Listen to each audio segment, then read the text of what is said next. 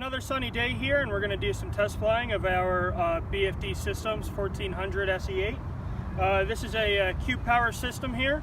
This guy's running autopilot, and this guy will be doing a mapping mission for us. So we're going to be flying this guy on 12S 32,000 milliamp hour battery, and we got a 10-pound payload on there. So we should get about a half-hour flight time with this setup here. So we're going to take this guy for a spin.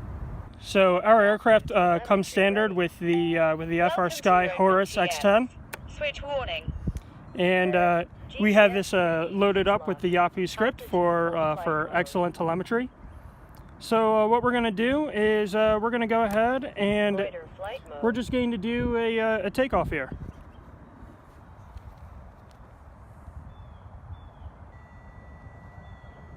Motors armed.